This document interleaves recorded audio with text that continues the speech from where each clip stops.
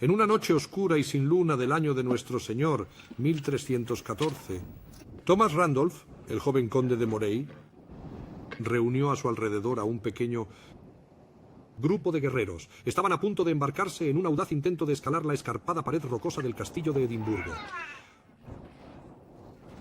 Tomar a la guarnición por sorpresa. El penúltimo castillo que sigue en manos inglesas en toda Escocia, a punto de caer en manos de los escoceses. La larga guerra de la independencia escocesa se acercaba a su clímax inmortal.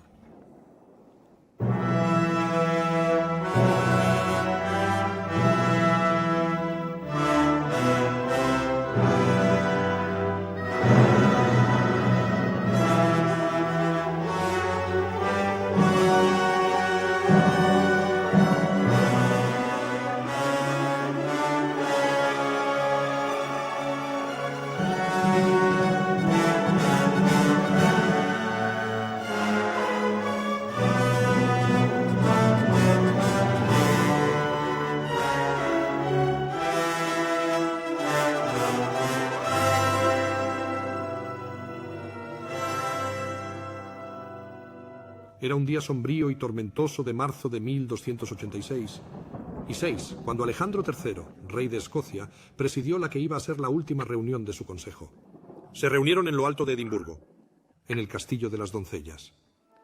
Poco se discutió de importancia, y después, ignorando el mal tiempo y los consejos de sus compañeros, insistió en reunirse con su reina en Kinghorn, al otro lado del Ford. Alejandro cruzó el río a salvo por el transbordador de la reina, pero en medio de la lluvia y la oscuridad se separó de algún modo de sus guías. A la mañana siguiente lo encontraron en la playa con el cuello roto.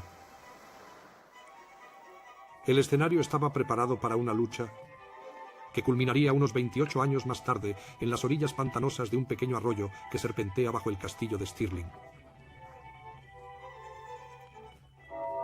¿Bannockburn? El rey Alejandro no dejó hijos que lo sucedieran. Su única heredera era su nieta, una joven princesa noruega, y cuando ésta murió en las horcadas 4 años más tarde, Escocia se enfrentó a la sombría perspectiva de una guerra civil por los complicados derechos de sucesión al trono. Ansiosos por evitarlo, los guardianes designados para gobernar el país se dirigieron a Eduardo I, rey de Inglaterra, y le pidieron que decidiera a cuál de los diversos contendientes debía ofrecerse el trono vacío. El rey Eduardo, que había sido cuñado de Alejandro durante un breve periodo, se mostró encantado, pero insistió en que, a cambio, los escoceses le reconocieran como señor de Escocia. Todos los pretendientes al trono eran hombres de ascendencia normando-francesa, casados con la antigua aristocracia celta. También poseían tierras en Inglaterra, y 3, Balliol, Bruce y Cumming, en realidad habían luchado por el padre de Eduardo, el rey Enrique III, en la batalla de Lewes en 1264. Como resultado, Eduardo pudo argumentar de forma bastante persuasiva que, puesto que ya eran sus súbditos de todos modos, tenía derecho a tratar a Escocia como una provincia de Inglaterra y no como un estado independiente. Dadas las circunstancias, los guardianes consideraron que no tenían más remedio que aceptar. Y durante los 18 meses siguientes, los 13 demandantes originales o competidores se redujeron a solo 2, a John Balliol, de Galloway, y Robert Bruce, señor de Annandale. Balliol se ganó el favor de la nobleza y se convirtió en el rey Juan de Escocia. History Hit es como Netflix, solo para los aficionados a la historia. Con documentales de historia exclusivos que cubren algunos de los personajes y acontecimientos más famosos de la historia, solo para ti. Con caras conocidas como Dan Jones y la doctora Eleanor Janger, tenemos cientos de documentales que cubren las grandes figuras y acontecimientos de la historia medieval. Nos comprometemos a ofrecer a los aficionados a la historia documentales y podcasts galardonados que no podrá encontrar en ningún otro sitio. Regístrese ahora para una prueba gratuita y los aficionados a Chronicle obtendrán un 50% de descuento en sus 3 primeros meses. Solo tiene que utilizar el código Chronicle al pagar. No hay muchas fuentes sobre Bannockburn, por supuesto, fue hace mucho tiempo. Pero de las que sobreviven, 2 en particular son bastante importantes. Una, la crónica de Lanner Cost, escrita por un fraile agustino del priorato de Lanner Cost, cerca de Carlisle, cuenta la historia muy vívidamente desde el punto de vista inglés. Él mismo vio muchos de los eventos en la historia Y obviamente hablo con un número de personas porque todo el camino sale con la frase «Escucha esto de alguien que estuvo allí», y es un relato muy vivo. Por otra parte, en el lado escocés, probablemente la fuente más importante es Bruce, un largo poema de otro monje. Todo el mundo en aquellos días que sabía leer y escribir era un monje llamado John Barber que vino de Aberdeen.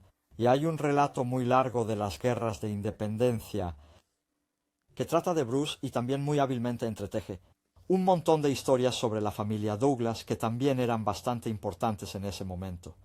No sabemos si fueron tan importantes en las guerras de la independencia, pero sin duda fue políticamente astuto por su parte trabajar con los Douglas.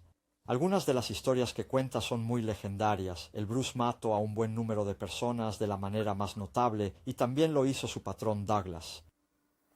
Pero de nuevo proporciona una historia muy importante. Es una tradición oral y gran.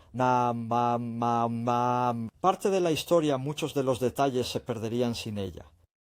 Un canónigo agustino del priorato de Lanercost registró el resultado con cierta satisfacción. En la fiesta del beato Juan Bautista se determinó que John de Balliol tenía mejor derecho al reino de Escocia y que le correspondía por derecho. Cuando oyó esto, mi señor Eduardo, con el consentimiento de los nobles y de la mayoría de los diputados, confirió el reino de Escocia a John de Balliol, homenaje por ello. En el mismo año, después de Pascua, Eduardo, rey de Inglaterra, convocó un parlamento en Norham, en el año 19 de su reinado relativo a los asuntos del reino de Escocia, donde se le adjudicó la soberanía de Escocia, concedida unánimemente por los nobles de dicho reino, habiendo tocado primero los sagrados evangelios. Al principio todo fue bien. El señorío inglés parecía que iba a perdurar. Pero en 1294, Eduardo ordenó al rey Juan que levantara un ejército para luchar al servicio inglés en Francia. Esta exigencia perentoria fue rechazada, tanto por los propios vasallos ingleses de Eduardo como por los escoceses. El rey tenía perfecto derecho, decían, a exigir hombres para la defensa del reino. Pero no tenía derecho a exigirlos para el servicio en ultramar. El asunto en sí no era una cuestión de soberanía, pero los escoceses lo transformaron en tal cuando los anteriores esclavos del serbiano rey Juan de Escocia firmaron una alianza con Francia y enviaron tropas para reinar en el norte de Inglaterra. Eduardo estaba por supuesto furioso y su respuesta fue despiadada. En 17 sangrientos días durante 1296, Seis asaltó y saqueó Berwick, derrotó al ejército escocés en Nos, Dunbar y obligó a un humillado rey Juan a pedir la paz. Eduardo no trató a los escoceses como enemigos legítimos, sino como rebeldes en armas sin piedad. Su bárbaro trato a los escoceses derrotados encendió las llamas del resentimiento. Al año siguiente, los escoceses respondieron con un levantamiento nacional. Sir Andrew Murray levantó el norte y, avanzando hacia el sur, enlazó con otro ejército escocés dirigido por un temible guerrero llamado William Wallace. El 11 de septiembre de 1297. El ejército combinado infligió una terrible derrota a los ingleses en el puente de Stirling. El cronista de Lanercost dejó constancia de su horror ante lo ocurrido. No atreviéndose a quebrantar abiertamente la fe que habían prometido al rey de Inglaterra.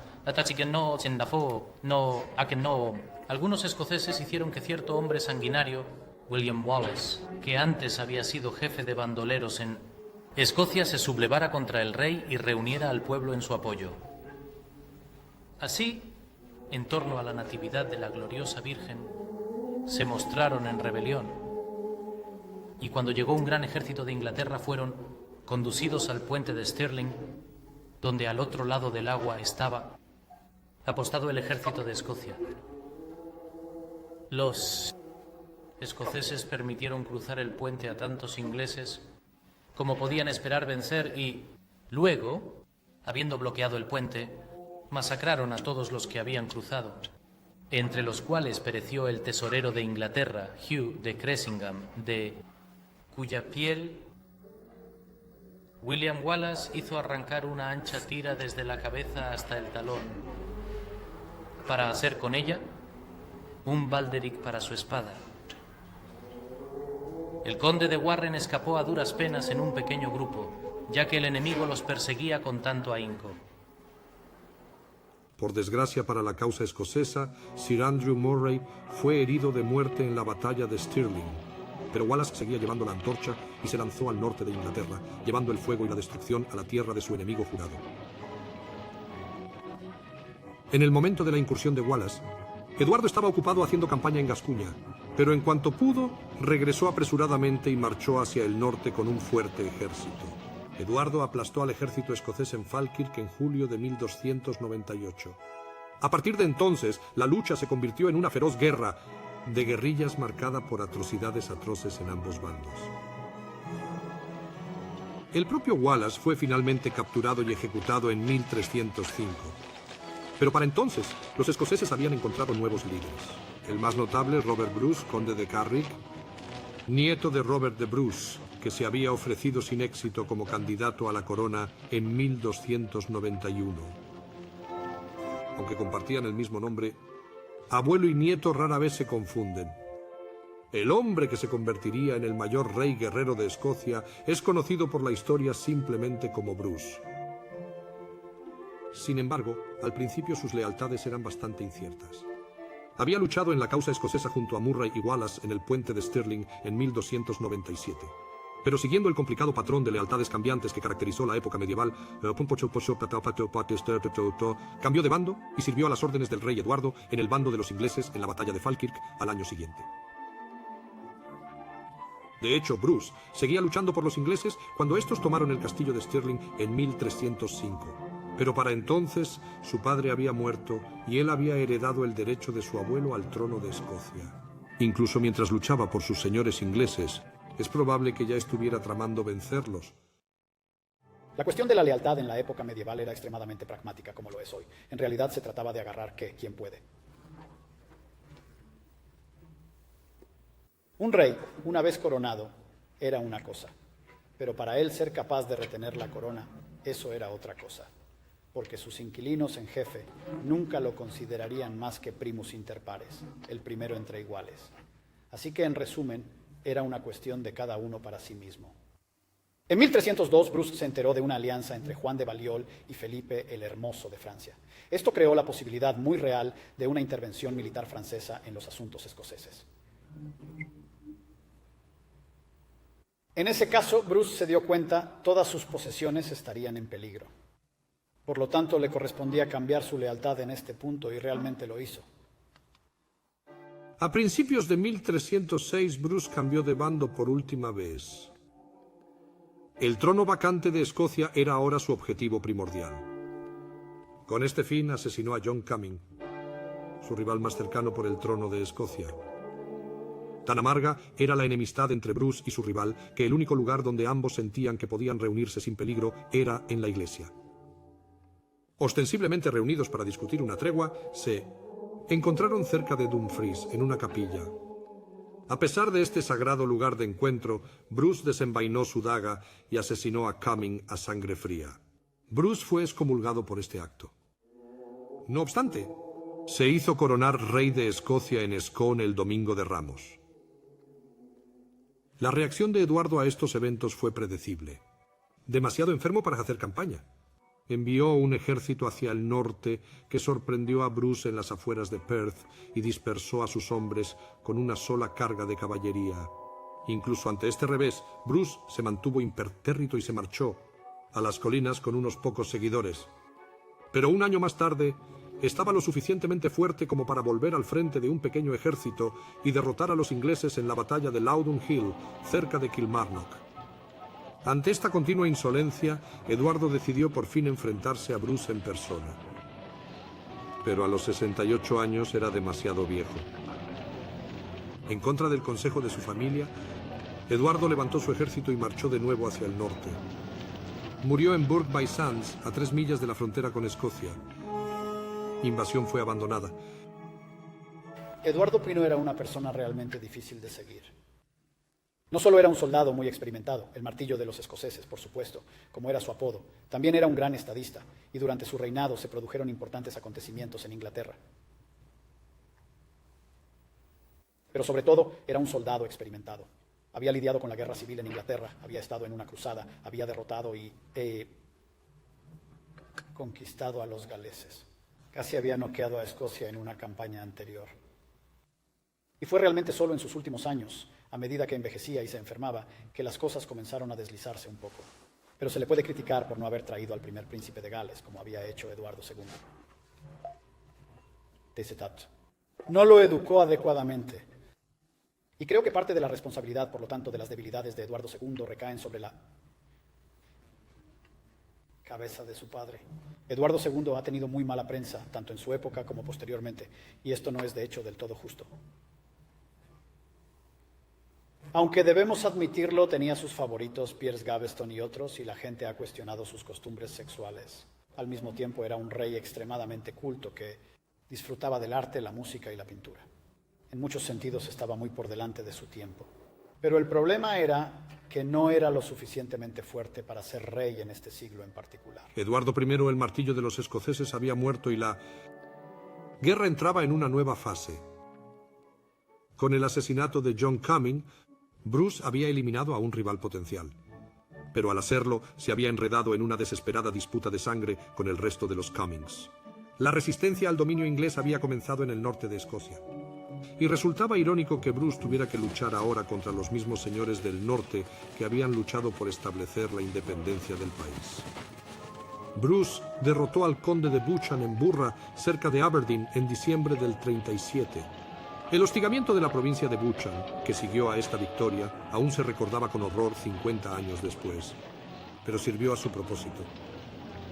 Lenta, pero seguramente, Bruce reforzó su control sobre Escocia. Y para el verano de 1314 ya no era un fugitivo perseguido, sino innegablemente el rey de Escocia. Una a una, las ciudades y castillos de Escocia habían caído o habían abierto sus puertas a sus hombres. Ahora solo quedaba uno en manos inglesas, y era el más importante, el castillo de Stirling, la llave del reino. Aunque no era tan grande como el castillo de Edimburgo, Stirling era estratégicamente mucho más importante, ya que dominaba la llanura central en medio de Escocia, donde se concentraba la mayor parte de la riqueza y la población.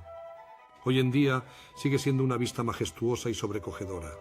En la Edad Media era una fortaleza sobrecogedora. Para los escoceses la captura del castillo de Stirling era vital. Pero el sucesor de Eduardo, el nuevo rey Eduardo II, era igualmente consciente de su importancia. A diferencia de su aterrador padre, Eduardo II no era un soldado. Sin embargo, incluso él reconoció que si el castillo de Stirling volvía a caer en manos de los escoceses, la guerra estaba efectivamente perdida. El rey Eduardo estaba decidido a relevar a la asediada guarnición inglesa. Siguiendo los pasos de su padre, él también reunió un ejército a su alrededor y marchó hacia el norte, un año trascendental, 1314. Se vio espoleado por la inquietante noticia de que el gobernador del castillo, Sir Philip Mowbray, había acordado rendirse a los escoceses si no era relevado antes del día de San Juan. La marcha de Eduardo, por tanto, se convirtió tanto en una demostración de fuerza como en una carrera contrarreloj. Ambos bandos eran muy conscientes de la importancia del encuentro que se avecinaba. La larga e interminable lucha estaba a punto de decidirse en una batalla final culminante. El ejército del rey Eduardo en Bannockburn se formó por diversos medios. En su corazón estaban sus caballeros domésticos, un contingente de jinetes acorazados empleados permanentemente por él. A estos soldados profesionales se unieron los séquitos menores de varios señores, algunos de los cuales eran mercenarios como ellos, mientras que otros eran vasallos que cumplían los 40 días de servicio que les exigía la ley feudal. En total, Eduardo reunió algo así como 3.000 soldados de caballería pesada. No todos eran caballeros, por supuesto. Algunos eran hombres de armas ordinarios, pero en comparación con los escoceses, estaban muy bien equipados. Casi todos llevaban cascos de hierro y cotas de malla, además de varios tipos de armaduras de placas. Cota de malla. Ofrecen una buena protección contra los cortes de espada, pero no sirven de mucho contra los golpes fuertes y contundentes. Por eso, aunque la mayoría de los caballeros iban armados con espadas y lanzas, bastantes preferían las hachas de batalla y las mazas de pesadas pestañas. Acompañaban al nuevo rey 20 soldados de infantería. Muchos de ellos procedían de las marchas galesas. Pero también se pidió al príncipe irlandés de Curnot que proporcionara lanceros irlandeses para servir en el ejército. El resto de la infantería procedía en parte de los séquitos feudales de varios nobles, pero La mayoría de los soldados de infantería se reunieron mediante comisiones de formación. Se trataba de convocatorias dirigidas a los sheriffs de los condados y a otros líderes locales en las que se les ordenaba reclutar en sus condados un número determinado de soldados de infantería completamente equipados. Los sheriffs solían delegar en las comunidades locales la tarea de seleccionar a los hombres que iban a servir.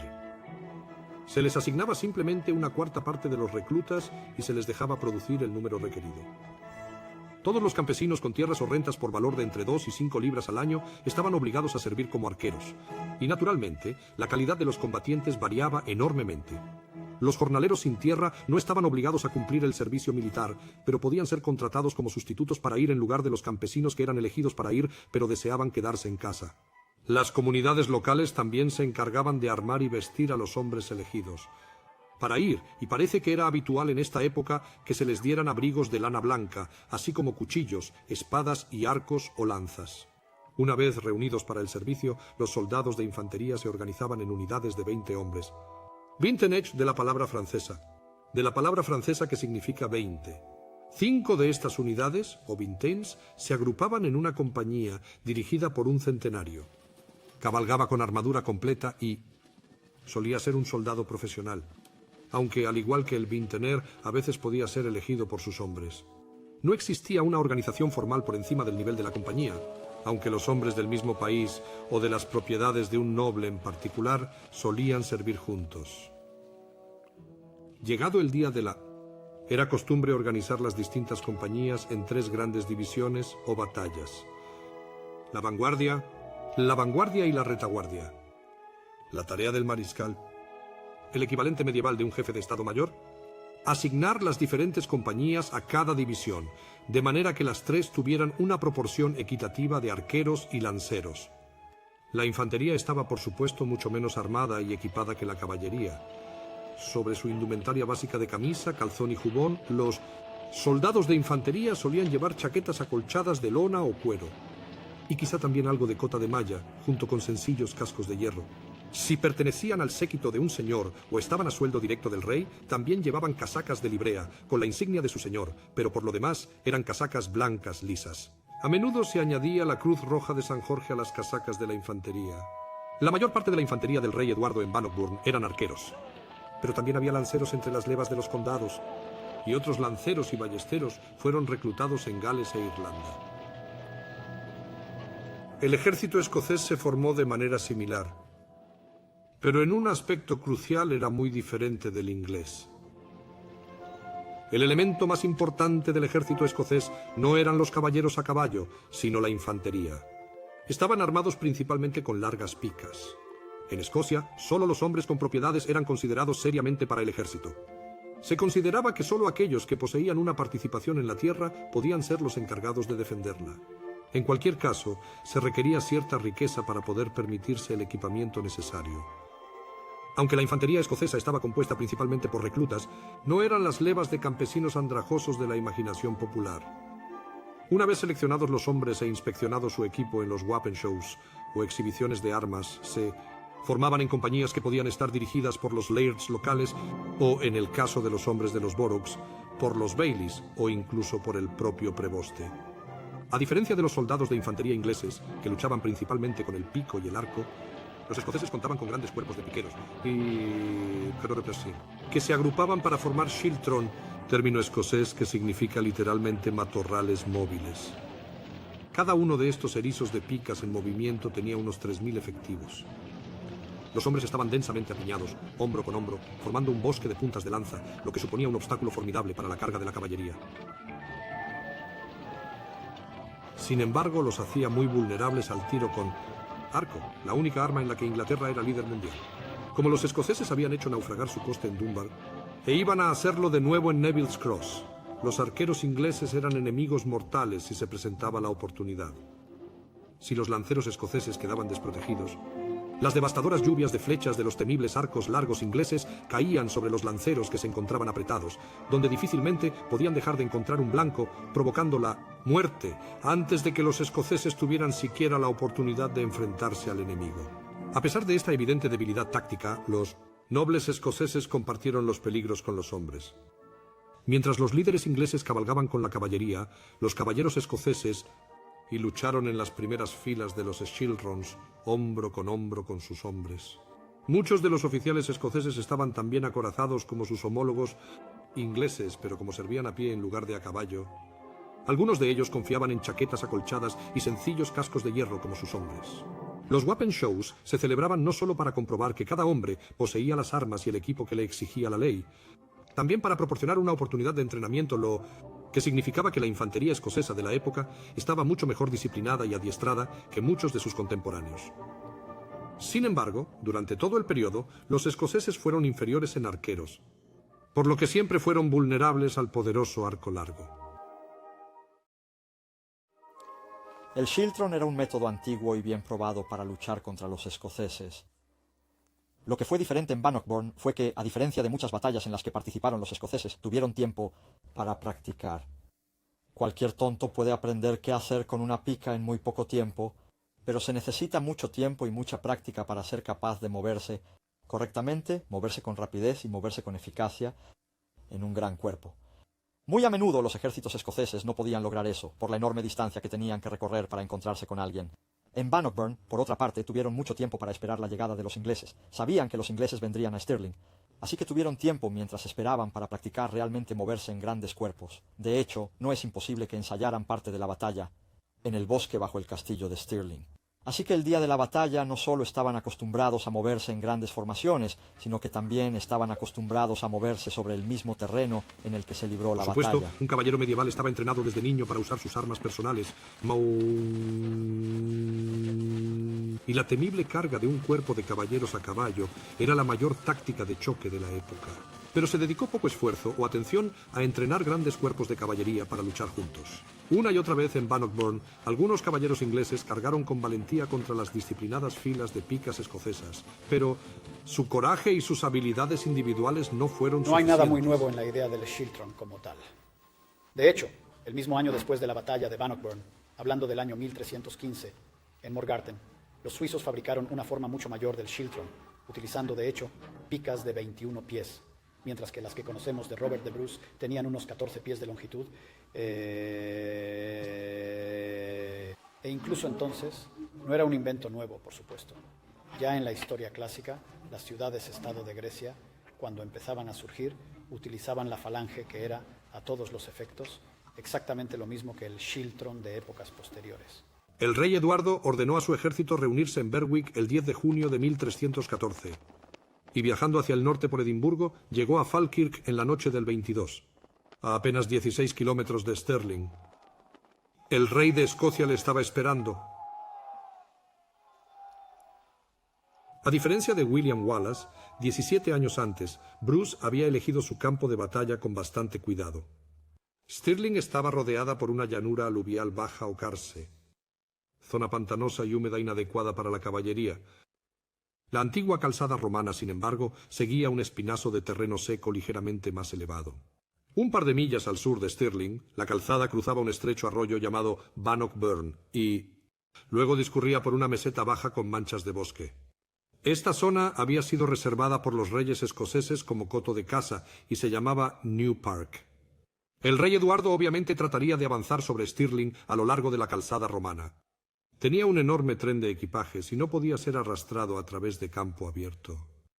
Por ello, Bruce desplegó al principio su ejército a lo largo de los árboles del New Park, justo al norte del vado sobre el Bannockburn.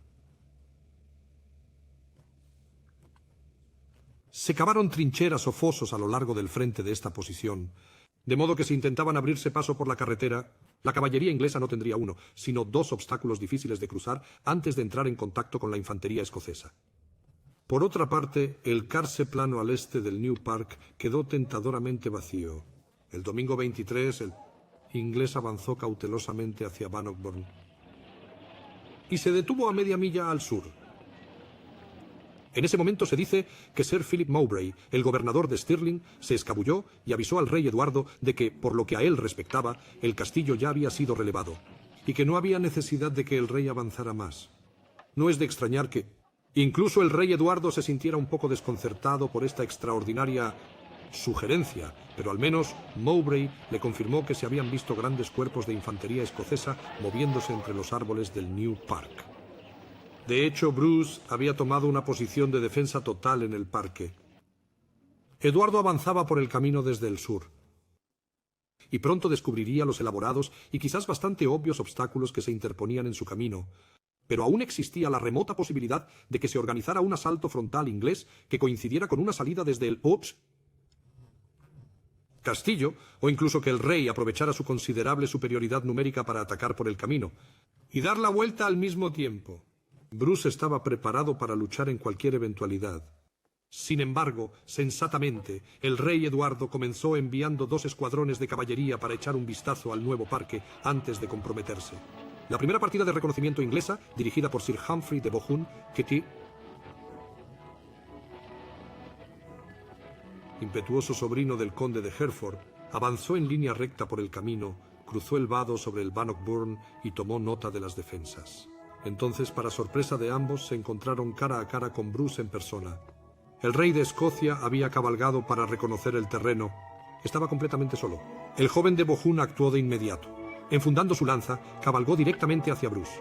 Si el rey escocés hubiera estado debidamente equipado y montado, sin duda habría respondido aceptando el desafío del noble y cabalgando hacia de Bohun con un estilo similar, como si estuvieran en un torneo. En lugar de... esperó tranquilamente hasta que el caballero inglés estuvo casi sobre él, se hizo a un lado en su ágil pony y mató al desafortunado de Bohun con un solo golpe demoledor de su hacha de batalla mientras pasaba atronando. En ese momento apareció en escena la caballería escocesa y ahuyentó a los sorprendidos seguidores de Bohun. Pero el único comentario de Bruce fue quejarse del hacha de combate en perfecto estado que había roto al despachar a de Bohun. Este conmovedor incidente fue plasmada por el poeta del siglo XIV John Barbour en su poema épico Bruce.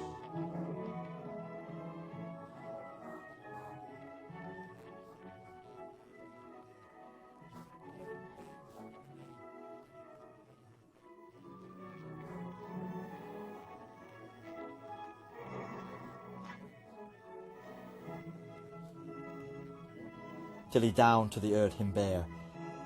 Mientras tanto, el segundo grupo de reconocimiento inglés, dirigido por Sir Robert de Clifford y Sir Henry de Beaumont, se había encontrado con verdaderos problemas. Cruzando el Bannockburn, más al este, se mantuvieron en terreno abierto y estaban abriéndose camino hacia lo que parecía ser el flanco abierto de la posición de los escoceses, cuando un Schiltron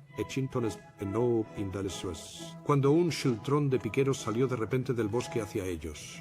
Mientras sus piqueros se alejaban de los árboles, Arbol, su líder, el conde de Moray, se detuvo un momento para darles tiempo a cerrar filas de nuevo.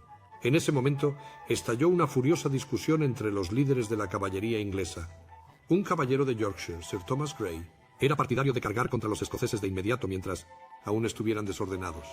Pero de Beaumont y algunos otros querían esperar, insistiendo confiadamente en que cuantos más hombres se les permitiera salir de los árboles, más de ellos serían asesinados. Ninguno de ellos dudaba en absoluto de que podrían vencer a una chusma de piqueros sin armadura. Aguijoneado por la burlona acusación de cobardía de Beaumont, Grey se abalanzó directamente sobre los escoceses y fue muerto en el acto por la pica. Otros caballeros ingleses no tardaron en seguirle, pero por mucho que lo intentaron, no pudieron abrirse paso entre la masa dentada de picas que les apremiaba. En su frustración, algunos incluso arrojaron sus lanzas a los escoceses, como jabalinas, pero todo fue en vano. Y cuando los escoceses reanudaron su avance, la caballería inglesa huyó en desorden. Algunos hacia Stirling, otros de vuelta al campamento del rey Eduardo.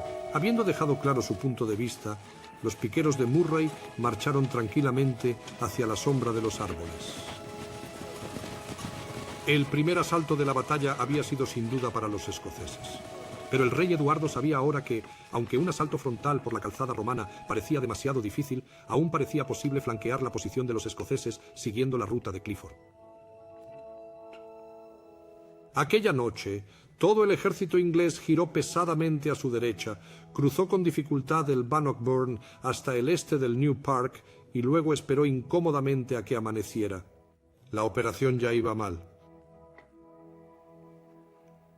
La fuerza de reconocimiento de Clifford se había ceñido con toda naturalidad al terreno relativamente alto cercano al parque. Informaron de que estaba bastante seco. Pero un ejército, y más aún un ejército de más de 20 hombres, necesita bastante más espacio que un simple escuadrón de caballería. Y para encontrar ese espacio, la hueste inglesa se desvió más hacia el este y cayó en una gran depresión. Ciertamente, Andonti, sería difícil encontrar una posición peor para el ejército inglés que aquella en la que se encontraban ahora. No solo estaban metidos hasta los tobillos en el barro y el agua, sino que tenían un gran río a sus espaldas y otro arroyo en su flanco a través de su línea de retirada. Una situación muy poco envidiable. De hecho, habían caído en una trampa cuidadosamente preparada. Una noche despejada en pleno verano no es ni muy oscura ni muy larga, pero todos los cronistas coinciden en que el ejército inglés pasó unas horas miserables en aquel pantano maligno, profundo y húmedo, apiñados, esperando a que hubiera luz suficiente para ver dónde estaban y qué podían hacer al respecto. Bruce fue, por supuesto, consciente de este movimiento casi tan pronto como había comenzado. Y mientras los ingleses flotaban infelizmente entre el fango y los estanques estancados, él hizo girar a su propio ejército y formó 3 de los Schiltrons en una línea lista para enfrentarse a los ingleses al amanecer. Su hermano, Sir Edward Bruce, comandaba el Schiltron a su derecha. Luego vino el Schiltron de Murray en el centro y el de Sir James Douglas a la izquierda. El propio Schiltron del Rey formaba una reserva. Una reserva adicional en forma de una división de Highlanders mal armados e indisciplinados, los Gillies, quedó oculta en el New Park. A diferencia de los ingleses, los escoceses tenían muy poca caballería en Bannockburn. La mayoría de los caballeros escoceses presentes lucharon a pie en primera fila de los piqueros. Bruce tenía de hecho solo 500 jinetes ligeros dirigidos por Sir Robert Keith. Los situó en el flanco izquierdo del ejército, donde podían protegerse de cualquier incursión de la guarnición del castillo de Stirling. Las disposiciones inglesas, por otra parte, estaban muy mal pensadas. O tal vez era más probable que la confusión en el pantano hubiera desbaratado cualquier plan que pudiera haberse hecho. No había divisiones reconocibles en el ejército, solo 2 largas líneas una detrás de la otra. La primera línea estaba compuesta por 9 escuadrones de caballería, cada uno con unos 250 efectivos. Y a la izquierda de las líneas se situaba una división mucho mayor, de unos 800 soldados de caballería, llamada con bastante optimismo la vanguardia. Detrás de este variopinto despliegue de caballería, la infantería inglesa formaba una única masa desordenada, acorralada entre Bannockburn y el río Forth. La confusión en la que se encontraban los ingleses al amanecer se vio acrecentada por una enconada disputa que estalló entre los condes de Hereford y Gloucester. ¿Cuál de ellos debía comandar la vanguardia? El joven Gloucester perdió la discusión. Maleducado, cabalgó hasta el rey y le aconsejó que retrasara la batalla un día hasta que se encontrara un terreno más adecuado. Mal elegido en el terreno que sin duda era el ejército inglés, estaba ahora comprometido en la batalla. Era demasiado tarde para pensar en retirarse, y el rey Eduardo acusó airadamente a su sobrino de cobardía y traición. A esta acusación solo podía haber una respuesta. Gloucester se reunió de inmediato con sus hombres y, sin esperar a ponerse su sobreveste heráldica, ni siquiera a asegurarse de que le seguían, galopó directamente hacia el Schiltron más cercano. Al igual que Sir Thomas Grey el día anterior, prácticamente se estaba suicidando. Su caballo fue instantáneamente atravesado por una lanza y tanto él como su portaestandarte fueron abatidos. En la batalla de Falkirk en 1298, Sir William Wallace había formado sus Schiltrons en erizos defensivos, no muy diferente de las famosas plazas británicas de Waterloo 500 años después. Una vez hecho esto, se limitó a esperar el ataque de la caballería. Todo el tiempo estuvieron a merced del temible arco largo inglés. Era casi como si Wallace presintiera que la resistencia sería inútil. Con una resignación fatalista, sus últimas palabras a su ejército fueron ominosas. «Os he traído al ruedo», dijo a sus hombres. «Ahora bailad como queráis». El viejo y astuto rey, Eduardo I, había tratado con cada Schiltron por turno. Con ferocidad calculada, primero abrió grandes brechas en las filas escocesas densamente pobladas con sus arqueros y luego envió a su caballería a explotar las brechas donde masacraron a los sobrevivientes. Pero su hijo no era el maestro táctico que había sido su padre. Y ahora se enfrentaba a un adversario mucho más astuto, el propio Bruce. Las tácticas de Bruce en Bannockburn eran muy diferentes de las adoptadas por Wallace. No esperaría a ser atacado, sino que atacaría primero. Sin embargo, antes de hacerlo, sus tropas se arrodillaron para rezar por su salvación en la batalla que se avecinaba. Cuando los dos ejércitos se acercaron el uno al otro, los escoceses se arrodillaron para repetir el Pater Noster, encomendándose a Dios y pidiendo ayuda al cielo, tras lo cual avanzaron audazmente sobre los ingleses. Habían dispuesto su ejército en 3 columnas, una al lado de la otra, de modo que ninguna de las 3 avanzara por delante de la otra. La cuarta iba detrás, en la que se encontraba el rey de Escocia. Por una verdad, cuando los dos ejércitos se enfrentaron, los grandes caballos ingleses avanzando sobre las picas de los escoceses como en un denso bosque, se produjo un gran y terrible estruendo de lanzas rotas y de estriers heridos, de muerte, y así permanecieron sin movimiento durante un rato. Los ingleses de la retaguardia no podían alcanzar a los escoceses porque la división de cabeza estaba en medio, ni podían hacer nada para ayudarse. Este relato lo escuché de una persona de confianza que fue testigo ocular. En lugar de permanecer pasivamente a la defensiva, esperando a ser atacado, Bruce formó sus escuadrones en columnas y comenzó la batalla haciéndolos avanzar por la suave pendiente desde St. Ninian's Kirk y el New Park, hacia la chusma desordenada que era el ejército inglés.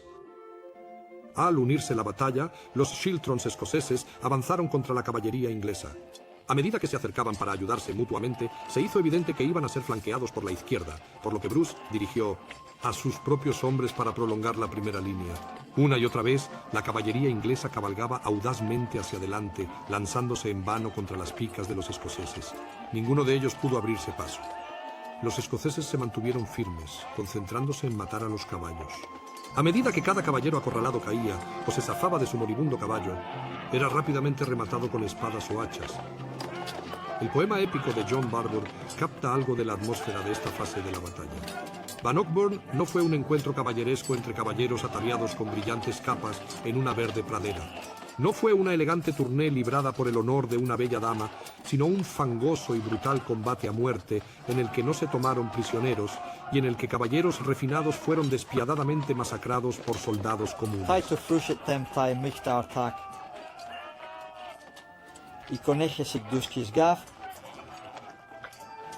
Y los enemigos naufragaron apenas los encontraron y dan encendido obedientemente. Para las armas era fuerte como el acero, hubo una batalla, golpeó y se lamentó. Así que gran Goning con su dunce más sabio, como armas sobre armadura stent, y tan grandes lanzas erizadas con tan agolpados, tan empujando, tan disparando, gimiendo tan gran ruido mientras navegaban en otro, y gritaban consignas en cada lado. Era espantoso oírlos. Detrás de los caballeros desesperadamente asediados, la infantería inglesa permaneció al principio de brazos cruzados, incapaz de intervenir en la lucha. De vez en cuando, los arqueros que se encontraban entre ellos intentaban proporcionar al menos algo de ayuda, disparando por encima de las cabezas de los caballeros, con la esperanza de dejar caer sus flechas entre las filas de piqueros escoceses que se encontraban al otro lado de la melee. Desgraciadamente, también consiguieron disparar a muchos de sus propios hombres por la espalda, y pronto se les ordenó que se detuvieran. Entonces otros arqueros, dirigidos por soldados profesionales, corrieron hacia la derecha de la línea inglesa, lejos de la lucha. Desde este punto de vista, fueron capaces de disparar el flanco expuesto del propio Shiltron de Bruce, de alcanzar a sus propios hombres. A medida que aumentaban las bajas entre los piqueros, Bruce llamó a su propia caballería. Eran 500, no caballeros fuertemente acorazados, sino jinetes ligeros, capaces de moverse con gran rapidez. Los arqueros ingleses no tenían estacas defensivas que los protegieran, ni lanceros pesados que los respaldaran, y la carga de Sir Robert Keith fue completamente subsistente. Los arqueros fueron rápidamente dispersados y reducidos. La amenaza al flanco escocés se había evitado. En el centro, la batalla iba igual de mal para los ingleses. Incluso el rey Eduardo tuvo que defenderse con su masa, le tiraron de las manos y tiraron de su arnés. La batalla llevaba ya una hora, y en ese momento se produjo un acontecimiento inesperado. Bruce sabía que sus hombres pronto se cansarían, pero como buen general que era, había guardado su última reserva justo para este momento. Cuenta la leyenda que los hombres que aparecieron de repente en la cima de Cox's Hill, en el New Park, eran seguidores del Campamento, una colección variopinta y bastante inofensiva de mozos de cuadra, campesinos, cocineros y colonos con barracones improvisados. En realidad eran clanes de las Highlands, Gillies. Carecían del entrenamiento y la disciplina necesarios para ser buenos piqueros, y como no podían hacer frente a la caballería inglesa en campo abierto, Bruce los había dejado escondidos entre los árboles del New Park. Sin embargo, ahora que los caballeros estaban totalmente ocupados luchando contra los piqueros escoceses, el rey llamó a los Highlanders. Su intervención fue decisiva. Cuando los hombres del clan aparecieron en la colina sobre el campo de batalla, Bruce llamó a sus hombres y comenzó la ofensiva final. Para su consternación, los caballeros ingleses vieron que los refuerzos escoceses Y entonces la consternación se convirtió en horror cuando se dieron cuenta de que los despreciados soldados de infantería en realidad los estaban haciendo retroceder. Espesura. En la primera división murieron el conde de Gloucester, Sir John Cummings, Sir Payne de Tiptoft, Sir Edmund de Morley y muchos otros nobles, además de soldados de a pie que cayeron en gran número. Otra calamidad que les ocurrió a los ingleses fue que mientras que antes habían cruzado una gran zanja llamada Bannockburn, en la que desemboca la marea, cuando intentaron volver a cruzarla en medio de la confusión, muchos de los nobles retrocedieron con sus caballos aplastados, mientras que otros escaparon con gran dificultad, y muchos no pudieron salir de la zanja. Así se habló de Bannockburn durante muchos años en los tronos ingleses. No todos los caballeros ingleses huyeron, ni siquiera lo intentaron. Sir Giles d'Argentin, un viejo cruzado, se abrió paso, se puso del lado del rey Eduardo, lo sacó sano y salvo del campo de batalla, y luego declarando: «Nunca he acostumbrado a correr», volvió a la lucha inseguro. Robert de Bruce, rey de Escocia, había ganado su batalla. La matanza estaba lejos de haber terminado. En general, se puede afirmar que antes de la invención de la pólvora, pocos hombres morían en combate. La inmensa mayoría de los que morían eran abatidos mientras huían una vez terminada la lucha. Así ocurrió en Bannockburn. Aunque muchos piqueros escoceses murieron principalmente por las flechas, solo 2 caballeros escoceses, Sir William de Vipon, Walter Ross, fueron asesinados. En cuanto a los ingleses derrotados, murieron tantos al intentar huir de vuelta a través de Bannockburn que se decía que después era posible caminar en seco sobre los cadáveres. La implacable persecución se prolongó hasta el anochecer, que en pleno verano se hizo muy tarde. El propio rey Eduardo se dirigió primero al castillo de Stirling, el refugio más cercano y quizá más obvio. Pero el gobernador ya estaba escaso de provisiones y señaló al rey que pronto se vería obligado a rendirse. Finalmente, se encontró a un caballero que pudo guiar al rey Eduardo por la retaguardia del victorioso ejército escocés y luego hacia el este hasta Dunbar, donde encontró un barco que lo llevó de vuelta a Inglaterra. Otros tuvieron menos suerte, como relata el cronista de Lanner Coast. Así como el rey y sus seguidores huyeron en una dirección, el conde de Hereford, el conde de Angus, Sir John de Segrave, Sir Anthony de Lucy, Sir Ingram de Umfreville, con una gran multitud de caballeros, otros 600 hombres a caballo y 1000 a pie, en otra dirección hacia Carlisle. El conde de Pembroke abandonó el ejército a pie y se salvó con los galeses fugitivos. Pero los citados condes y otros que habían huido hacia Carlisle fueron capturados en el camino, en el castillo de Bothwell. Pues el alcaide, Sir Walter Gilbertson, un escocés que hasta entonces había mantenido el castillo para el rey de Inglaterra, al darse cuenta de que sus compatriotas habían ganado la batalla, permitió a los principales hombres que acudieron allí entrar en el castillo en la creencia de que encontrarían un refugio seguro. Y cuando hubieron entrado, los hizo prisioneros. Muchos también fueron apresados vagando por los alrededores del castillo y de aquí para allá por el campo, y muchos fueron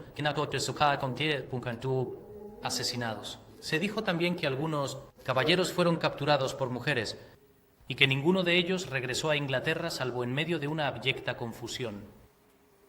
Después de esta victoria, Robert de Bruce fue comúnmente llamado rey de Escocia por todos los hombres, porque había adquirido Escocia por la fuerza de las armas.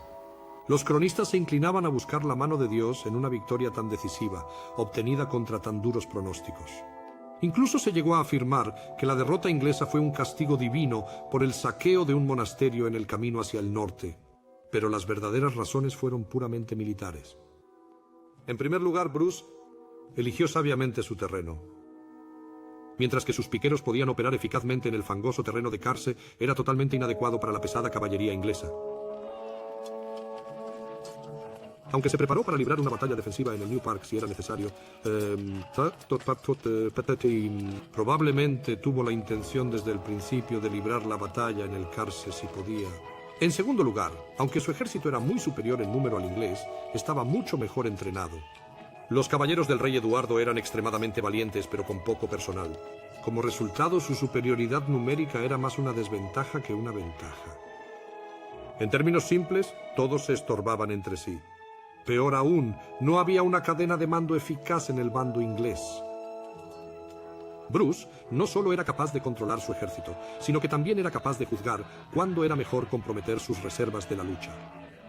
Su propio Shiltron había rescatado a un ala izquierda flanqueada. La peligrosa amenaza que suponían los arqueros ingleses fue rápidamente eliminada por una oportuna carga de caballería, y su última reserva, los Highland Gillies, fue llamada a filas en el momento psicológico adecuado.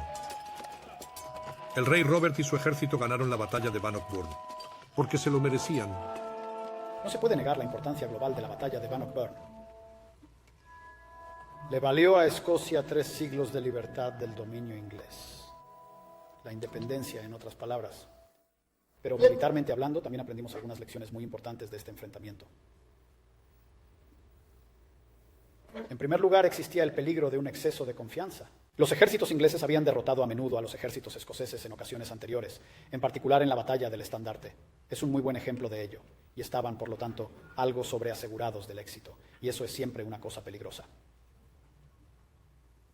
Además, muchos de los jóvenes caballeros que ahora estaban en el ejército, probablemente por primera vez en 1314, eran inexpertos y ciertamente indisciplinados en la forma en que llevaban a cabo sus tareas, y eso estaba ligado a este asunto de ser demasiado confiados. Los ingleses también aprendieron la importancia vital de un buen líder. Ahora, nadie puede impugnar la valentía de Eduardo II. Luchó con gran valentía en este día en particular. Pero ese no era su papel. Debía tener el control. Y no lo tenía. Tampoco había delegado el control a otro gran magnate en su nombre. Así que hubo discusiones entre los siguientes comandantes sobre lo que se suponía que debían hacer. Así que todo se vino abajo en esta cuestión de tener un verdadero líder a cargo. Las pérdidas inglesas fueron horrendas.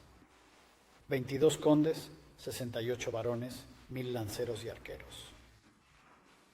Y como sabemos, otros 1 por 500 se convirtieron en prisioneros más tarde, tras haber sido engañados para entrar en un castillo. Así que esta fue una derrota muy severa para el ejército feudal inglés. E iban a pasar algunos años antes de que pudiera volver a actuar y hacer que todo fuera altamente efectivo. Pero por supuesto, en Eduardo III, el siguiente rey, íbamos a traer a escena a uno de nuestros reyes más destacados de todos los periodos como soldado, luchador. Y los días de Eduardo II pronto serían olvidados.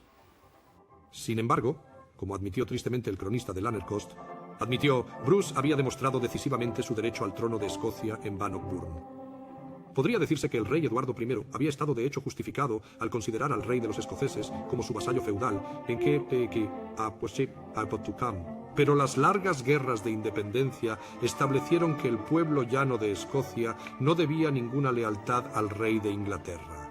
Esta determinación se hizo explícita en la Declaración de Arbroath, redactada 6 años más tarde, en 1320. En ella, el papel de Bruce en la lucha se reconoce fulminantemente, pero continúa afirmando que, en caso de que fallara a su pueblo, nos esforzaríamos al instante por expulsarlo como enemigo nuestro y traidor de sus propios derechos, y de los nuestros, y elegiríamos a otro rey para que nos gobernara y que estuviera a la altura de la tarea de la defensa. Sin embargo, es el párrafo más corto de la declaración el más significativo y el que sigue retumbando a lo largo de los siglos. Mientras queden 100 hombres vivos, condición, nos someteremos a la dominación de los ingleses. No luchamos por gloria, riquezas u honores, sino solo por la libertad, que ningún hombre de bien consentirá perder si no es con su vida.